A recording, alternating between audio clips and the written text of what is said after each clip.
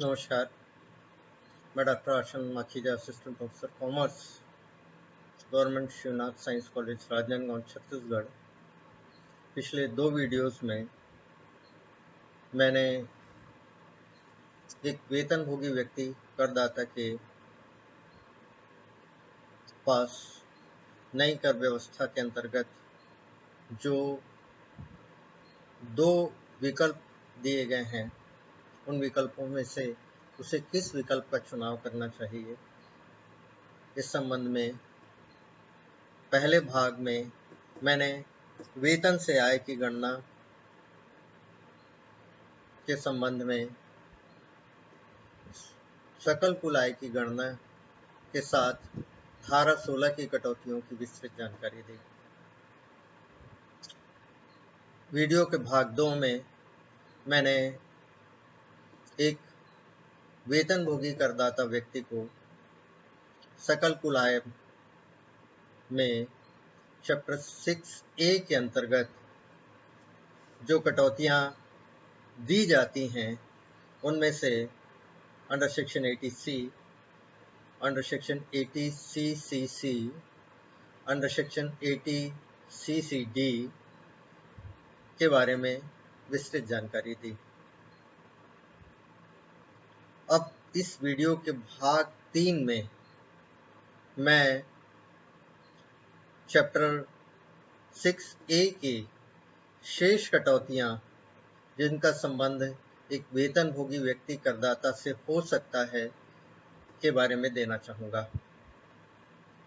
करदाता को इन धारा के अंतर्गत कटौतियों के बारे में जानकारी प्राप्त होना आवश्यक है, तभी वह अपने कर दायित्व की गणना शुद्ध रूप में कर पाएगा।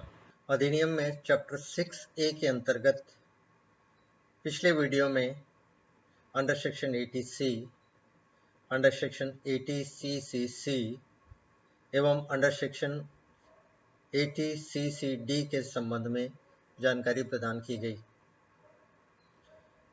इसी के अंतर्गत धारा 80D के अंतर्गत चिकित्सा बीमा प्रीमियम के संबंध में कटौती का प्रावधान है।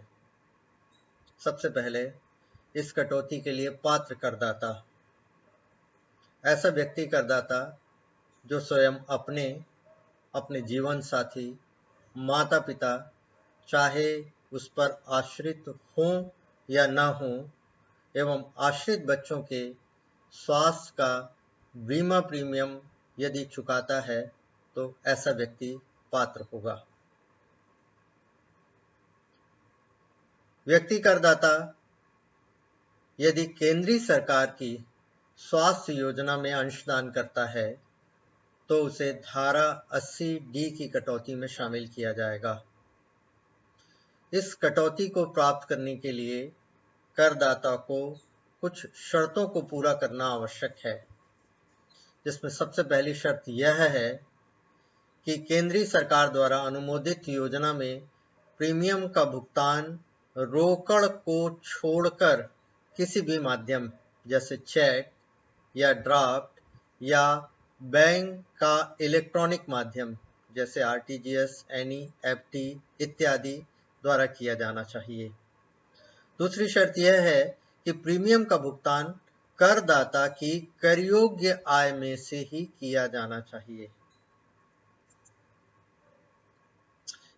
धारा 80D के अंतर्गत कटौती की अधिकतम राशि, सबसे पहला, यदि स्वयं एवं परिवार जिसमें उसका जीवन साथी एवं आश्रित बच्चे शामिल हैं, इनके चिकित्सा बीमा प्रीमियम के संबंध में 25,000 रुपये की कटौती दी जाएगी। नंबर दूसरा, यदि चिकित्सा बीमा प्रीमियम माता पिता के लिए चुकाया गया है तो इसके लिए अतिरिक्त कटौती 25,000 रुपये दी जाएगी।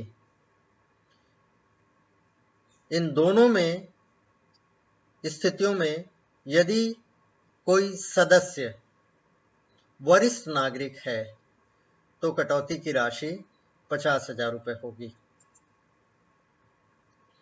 अंडर सेक्शन 80DD, जिसका संबंध शारीरिक रूप से अयोग्य एवं आश्रित व्यक्तियों या दिव्यांगों के संबंध में है कि देखभाल एवं चिकित्सीय उपचार हेतु कटौती दी जाती है। इस धारा के अंतर्गत कटौती के लिए पात्र करदाता में वह व्यक्ति जिसके द्वारा व्यय अपने पर आश्रित अथवा एवं असमर्थ व्यक्ति की चिकित्सा, उपचार, प्रशिक्षण, परिचर्चा एवं पुनर्वास के संबंध में किए गए हों। इस धारा के अंतर्गत कटौती प्राप्त करने की शर्तों में यह बताया गया है कि व्यक्ति करदाता को प्रत्येक वर्ष अपनी आयकर विवरणी के साथ अर्थात अपने ITR के साथ चिकित्सा अधिकारी द्वारा जारी किए गए असमर्थता या दिव्यांगता के प्रमाण पत्र की एक प्रतिलिपि जमा करना आवश्यक होगा। इस धारा के अंतर्गत कटौती की राशि के संबंध में जो व्यवस्था है उसमें पहला यह है कि यदि आश्रित व्यक्ति के 40% या उससे अधिक असमर्थता या दिव्यांगता है तो एक फिक्स अमाउंट है 75,000 रुपये उसे कटौती के रूप में दिए जाएंगे। किंतु यदि आश्रित व्यक्ति के 80% या उससे अधिक असमर्थता है तो ऐसी दशा में 75,000 रुपये के स्थान पर 1,25,000 रुपये की स्थिर राशि की कटौती का प्रावधान है। अंडर सेक्शन 80E, जिसका संबंध उच्च शिक्षा के लिए गए ऋण पर ब्याज की कटौती के संबंध में है। इस धारा के अंतर्गत कटौती के लिए पात्र करदाताओं में ऐसे व्यक्ति जिन्होंने स्वयं की अथवा किसी रिश्तेदार जिसमें पति, पत्नी, उसके बच्चे तथा ऐसा कोई भी विद्यार्थी जिसका वह व्यक्ति कानूनी संरक्षक है कि पूर्णकालिक शिक्षा हेतु ऋण लिया हो। धारा 80E के अंतर्गत कटौती प्राप्त करने के लिए करदाता को जिन शर्तों का पालन करना होता है उसमें पहली शर्त यह है कि ऋण उच्च शिक्षा हेतु किसी वित्तीय संस्था अथवा अनुमोदित पुण्यार्थ संस्था से लिया जाना चाहिए। और दूसरी शर्त है ऋण पर ब्याज का भुगतान करदाता की कर योग्य आय में से किया जाना चाहिए। इसी धारा 80E के अंतर्गत कटौती की राशि के संबंध में जो व्यवस्था है वह यह है कि गत वर्ष में करदाता द्वारा भुगतान की गई ब्याज की पूरी राशि कटौती योग्य होती है। कटौती की अवधि के संबंध में जो प्रावधान है इस संबंध में यह स्पष्ट किया गया है कि यह कटौती प्रारंभिक वर्ष में और उसके अगले 7 कर निर्धारण वर्षों में स्वीकृत की जाती है। अंडर सेक्शन 80G, धारा 80G, जिसका संबंध कुछ पुण्यार्थ संस्थानों एवं कोषों को दिए गए दान के संबंध में कटौती से है। सबसे पहले इस धारा के अंतर्गत कटौती के लिए पात्र करदाता अधिनियम में यह स्पष्ट किया गया है कि यदि कोई व्यक्ति किसी पुण्यार्थ संस्था या कोष में दान करता है तो ऐसे सभी प्रकार के करदाताओं को धारा 80G के अंतर्गत कटौती प्राप्त होगी। दान के संबंध में अधिनियम में कटौती की कुछ शर्तें हैं। 2,000 रुपये तक का नगदी में दिया गया दान कटौती योग्य है, किंतु यदि दान की राशि 2,000 रुपये से अधिक है तो ऐसी दान की राशि चेक, ड्राफ्ट, डेबिट कार्ड इत्यादि के माध्यम से दिया जाना चाहिए। वस्तु या सेवाओं के रूप में दिया गया दान कटौती योग्य नहीं होता। दान विशिष्ट कोषों अथवा और संस्थाओं में दिया जाना चाहिए। और अंतिम शर्त कटौती के लिए आवश्यक है कि करदाता दान के भुगतान का सबूत या साक्ष्य प्रस्तुत करे। दान एवं उन पर कटौती के संबंध में करदाताओं को यह भी जानना जरूरी है कि दान मुख्य रूप से दो प्रकार के होते हैं: सीमा रहित दान, सीमा सहित दान। सीमा रहित दान के संबंध में अधिनियम में उन दानों की सूची दी गई है और सूची के अनुसार अधिनियम में ही उन दानों पर 50% या 100% जैसा कि स्पष्ट हो अंडर सेक्शन 80G के अंतर्गत कटौती का प्रावधान है। कुछ दान सीमा रहित दान होते हैं।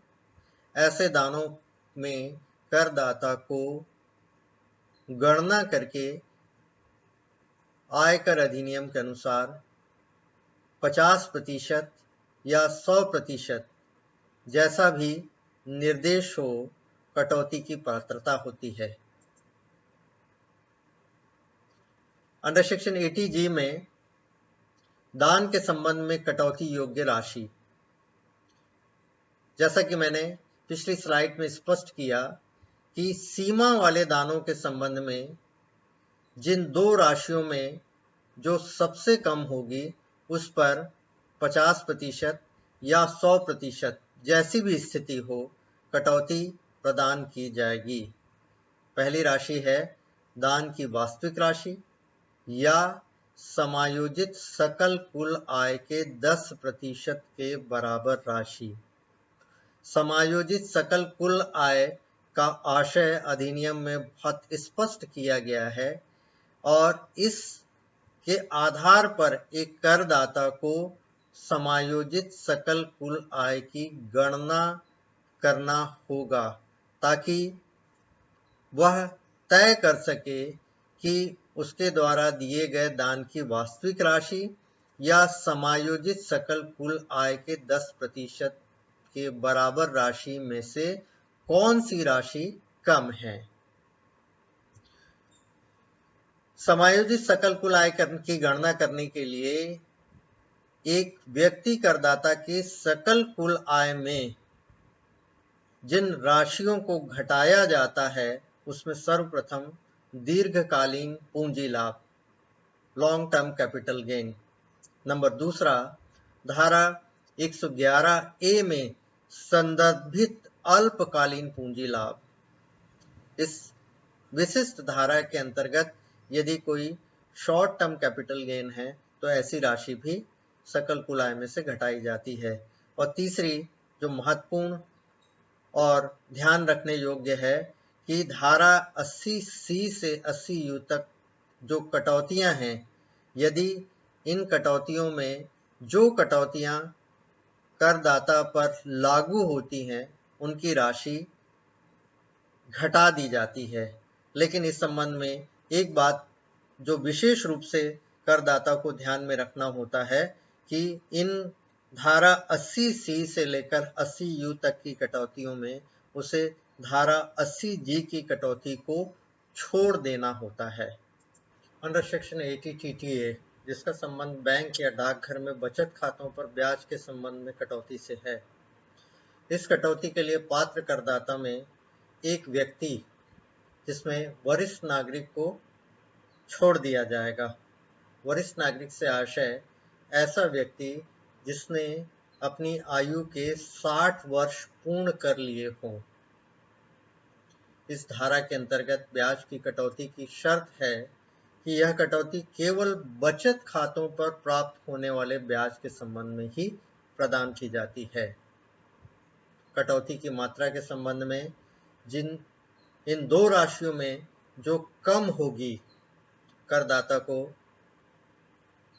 इसकी गणना करनी होगी, जिसमें पहली राशि बैंक व डाकघर के सभी बचत खातों के ब्याज का योग या अधिकतम 10,000 रुपये। इन दोनों राशियों में जो कम होगी वह कटौती की राशि होगी। इसी धारा के अंतर्गत करदाता को कुछ बातों का ध्यान रखना आवश्यक है, तभी करदाता उन दोनों राशियों में पहली राशि जिसका संबंध बचत खाते या डाकघर के बचत खाते में प्राप्त ब्याज की राशि से है। इस संबंध में एक स्पष्टीकरण यह है कि यदि करदाता का डाकघर में बचत खाता है और वह सिंगल अकाउंट है, मतलब एकल खाता है, तो ऐसी स्थिति में 3,500 रुपये, और यदि वो ज्वाइंट अकाउंट है अर्थात संयुक्त खाता है तो उस स्थिति में 7,000 रुपये ब्याज की राशि कर मुक्त होगी। इस संबंध में एक बात और करदाता को स्पष्ट होनी चाहिए, करदाता का डाकघर के अतिरिक्त बैंक सहकारी समिति के बचत खातों पर ब्याज 10,000 रुपये से अधिक है तो सभी का ब्याज कुल मिलाकर 10,000 रुपये तक कटौती योग्य होगा। इसका आशय यह है कि यदि डाकघर के बचत खाते पर 3,000 रुपये या 7,000 रुपये की ब्याज की छूट वह प्राप्त करता है तो ऐसी स्थिति में उस 10,000 रुपये की कटौती से इन दोनों राशियों का या इन दोनों में से एक राशि का संबंध नहीं होगा। इसका मतलब यह है कि ऐसी 3,000 या 3,500 या 7,000 रुपये की कटौती उस 10,000 रुपये के अतिरिक्त होगी। अंडर सेक्शन 80TTB, जिसका संबंध वरिष्ठ नागरिक द्वारा बैंक या डाकघरों में की गई जमाओं के संबंध में कटौती है। जैसा कि मैंने अंडर सेक्शन 80TTA के अंतर्गत पात्र करदाताओं में स्पष्ट किया था कि उसमें वरिष्ठ नागरिक शामिल नहीं हैं। वरिष्ठ नागरिकों के लिए अंडर सेक्शन 80TTB में आयकर अधिनियम की व्यवस्थाएं हैं। इसमें पहली बात, इस कटौती के लिए पात्र करदाता केवल वरिष्ठ नागरिक होंगे, अर्थात जिन्होंने अपनी 60 वर्ष की आयु पूर्ण कर ली हो। इस ब्याज के संबंध में कटौती की कुछ शर्तें अधिनियम में हैं, जिसमें यह स्पष्ट किया गया है कि खाता किसी बैंक का व्यवसाय करने वाली कोई सहकारी समिति या डाकघर में खोला जाना चाहिए। इस धारा के अंतर्गत कटौती की राशि या मात्रा के संबंध में स्पष्ट किया गया है कि वरिष्ठ नागरिक करदाता को ब्याज की बचत खातों या स्थायी जमा खातों या अन्य जमाओं से प्राप्त हो सकती है। और इस संबंध में जो कटौती की मात्रा है वह यह है कि ब्याज की वास्तविक राशि या 50,000 रुपये जो दोनों में कम हो उसे कटौती के रूप में प्रदान की जाएगी। धारा 80U, जिसका संबंध शारीरिक रूप से दिव्यांग व्यक्ति करदाता के संबंध में है। इस कटौती के पात्र करदाताओं में सबसे पहला भारत में निवासी व्यक्ति, अर्थात ऐसा व्यक्ति जो अधिनियम के अंतर्गत निवासी होने की आधारभूत शर्तों के साथ अतिरिक्त शर्तें भी पूरी करता हो। नंबर दूसरा, शारीरिक अयोग्यता से पीड़ित व्यक्ति जिसे चिकित्सा प्राधिकारी ने दिव्यांगता का प्रमाण पत्र दिया हो। ये दोनों व्यक्ति इस धारा के अंतर्गत कटौती के लिए पात्र करदाता हैं। इस धारा में कटौती प्राप्त करने की शर्त यह है कि प्रतिवर्ष आयकर विवरणी के साथ आरटीआर के साथ करदाता को चिकित्सा प्राधिकारी द्वारा जारी किए गए प्रमाण पत्र को संलग्न करना होगा। कटौती की राशि या मात्रा के संबंध में दो व्यवस्थाएं हैं। यदि व्यक्ति करदाता की दिव्यांगता 40% या इससे अधिक है तो ऐसी स्थिति में 75,000 रुपये की स्थिर राशि कटौती के रूप में उसे प्राप्त होगी। परंतु यदि व्यक्ति करदाता की दिव्यांगता 80% या इससे अधिक है तो ऐसी स्थिति में 1,25,000 रुपये स्थिर राशि कटौती के रूप में उसे प्राप्त होगी। धन्यवाद। मुझे उम्मीद है कि इन तीनों वीडियो को देखने के बाद आपने वेतन से आय की गणना, चैप्टर 6A के अंतर्गत एक व्यक्ति करदाता को प्रदत्त कटौतियों के बारे में जाना होगा। अगली और इसके अंतिम भाग में मैं केंद्रीय बजट 2020 में प्रस्तावित आयकर की पुरानी एवं नवीन दरें एवं दोनों दरों के आधार पर कर दायित्व की गणना एवं उससे संबंधित प्रावधानों को बताने के लिए आपसे अपील करूंगा कि इस वीडियो के भाग 4 को अवश्य देखें। और इन तीनों वीडियो के संबंध में यदि आप कोई फीडबैक देना चाहते हैं तो सादर आमंत्रित हैं और मेरे नाम के नीचे मेरा ईमेल आईडी दिया हुआ है जिस पर आप भेज सकते हैं। पुनः धन्यवाद।